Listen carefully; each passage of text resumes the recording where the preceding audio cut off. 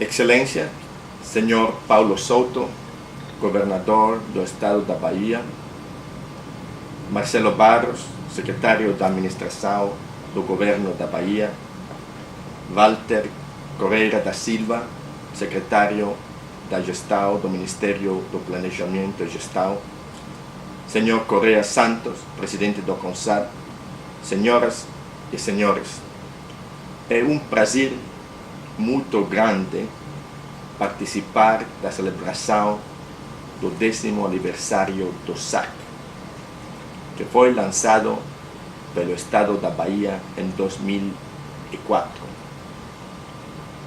A ideia por trás do SAC é muito potente, porque visa trazer a administração pública mais próxima dos cidadãos, melhorando assim a qualidade da democracia através de melhores serviços e maior confiança nas instituições do governo. O conceito de um único espaço oferecendo serviços integrados tem sido adaptado com sucesso por vários países desenvolvidos e também por países em desenvolvimento, como Portugal, Moçambique e África do Sul. De fato, como vocês todos sabem, o SAC tem se tornado um modelo de inovação no fornecimento dos serviços públicos para um número de países ao redor do mundo. E as Nações Unidas foi uma das primeiras a reconhecer o seu potencial de reprodução em outras nações e regiões. Sendo assim, o Departamento de Assuntos Econômicos e Sociais das Nações Unidas, através do Centro de Inovação e Excelência para a Modernização e Desenvolvimento da Administração Pública, localizado nesta mesma fundação Luiz Eduardo Magalhães, na Bahia, tem organizado tours de estudo para oficiais de governo de países membros interessados, incluído China, Cuba, Marrocos e África do Sul. Os oficiais de governo beneficiaram enormemente destes tours de estudo conduzidos no estado da Bahia, já que eles tiveram a oportunidade de encontrar com os responsáveis do estabelecimento do SAC e fazer perguntas bem específicas em como superar desafios na implementação do modelo do SAC nos seus países de origem. Nós acreditamos fortemente que este tipo de atividades deve continuar a ser reforçado, já que muitos outros países podem beneficiar da experiência do SAC e, ao mesmo tempo, o SAC pode enriquecer com novos aspectos de outras inovações em fornecimento de serviço público que têm sido desenvolvidas em outras regiões do mundo. A este respeito, o Centro da Inovação e Excelência para a Modernização e Desenvolvimento da Administração Pública, na Bahia, deve ser revitalizado para que continue dando oportunidade de treinamento e tours de estudo para ambos oficiais de governo brasileiro e estrangeiros. Compartilhar conhecimento e maneiras práticas de alcançar excelência em governo e crítica nos dias de hoje para promover o desenvolvimento socioeconômico. O Centro tem um papel primordial a desempenhar neste respeito. Assim sendo, gostaria de focalizar o restante da minha representação em como transferir melhores práticas, incluído o SAC, de maneira eficiente para outros países. Permite-me agora continuar em inglês. As you all know, several governments around the world have introduced or are introducing innovations in public administration in different areas. Innovation in public administration should not be considered as a fashion or as a special benefits of countries with developed administrative systems, as shown by the increasing number of applications received by UNDESA, our department, for the United Nations Public Service Awards. Many of these reforms are initiated in developing countries and became widely known as best practices. Innovation in governance and public administration is today a necessity of every government that wishes to keep up with the many demands of its citizens and with the emerging regional and international challenges. Striking a balance in the public sector between stability on one side and continuity on the other, and innovation on the other, is also a critical issue. In light of the above, sharing information and transferring knowledge on best practices is a very important tool in stimulating and inspiring governments to introduce innovative practices and provide a fertile environment for the replication of successful reforms. Moreover, focusing on innovations rather than on failures is a way to provide positive incentives for reform and encourage a positive outlook on development. It affords the opportunity to shift our attention from what public administration and the state should do to how it should do it, namely how it should solve the many challenges it is presented with on a daily basis. Sharing of information per se, however, is not only sufficient at the implementation level. In fact, best practices are usually documented by example, resulting in only limited transfer of knowledge and ideas between countries and a tendency to reinvent the wheel. In order to maximize the benefit of sharing best practices among countries and to provide more effective assistance to interested governments in replicating specific innovation, it is necessary to develop a set of tools and methodologies to identify the validity and transferability of natural practices and experiences, as well as the steps and requirements of the implementation process. To assess whether a country can benefit from the innovative experience of other countries, it is necessary to evaluate whether that particular experience is indeed successful. Second, whether it is transferable to another country.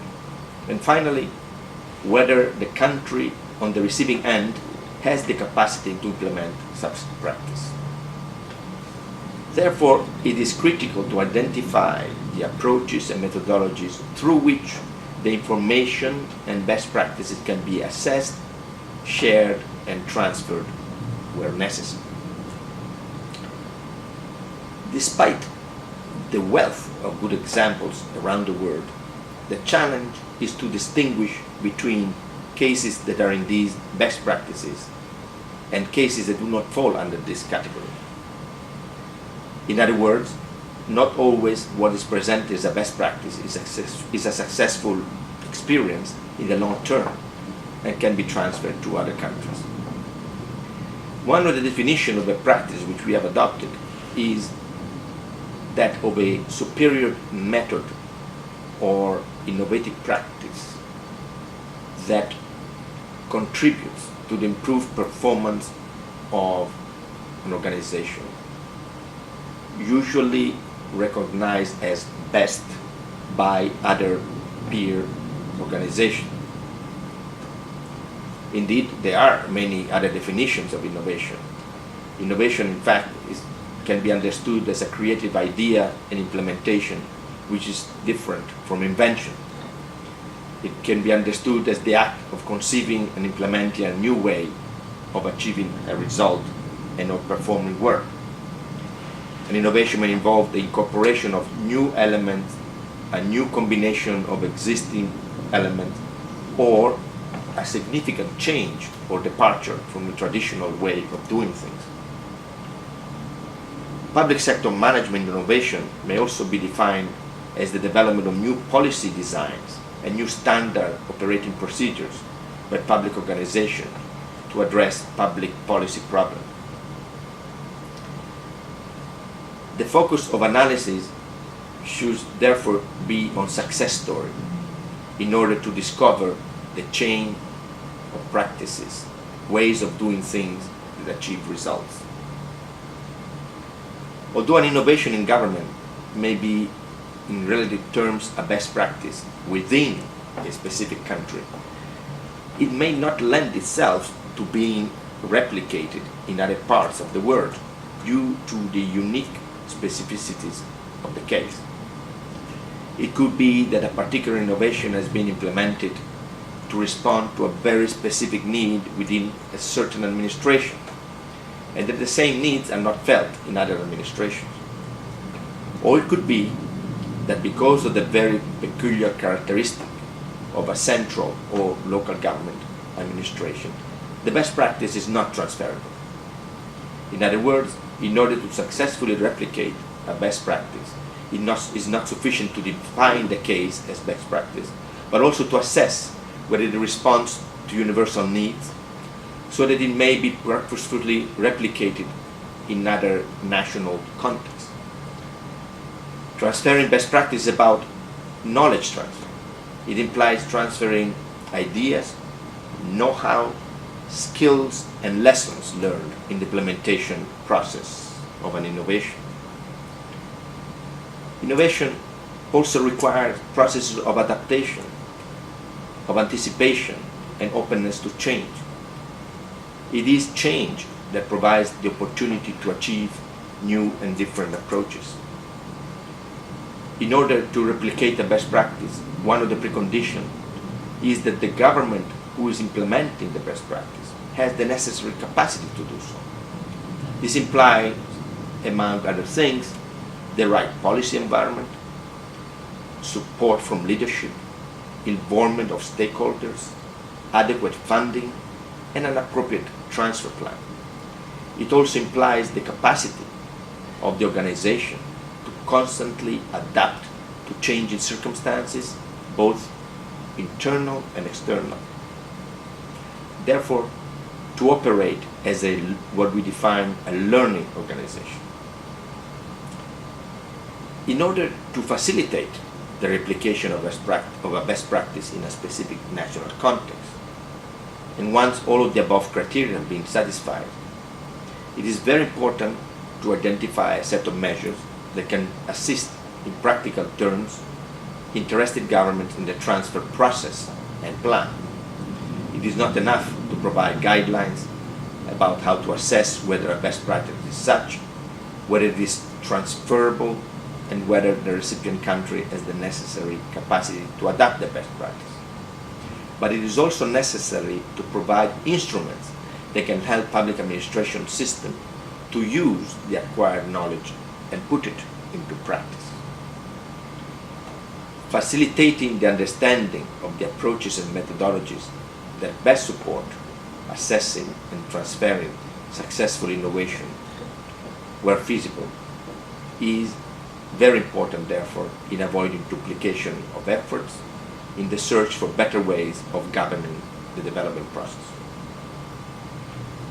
Some of the ideas I chose to share with you today, I hope could inspire the work of the Center for Innovation and Excellence for the Modernization and Development of Public Administration here at the Magalhães Foundation and make its impact wider and deeper.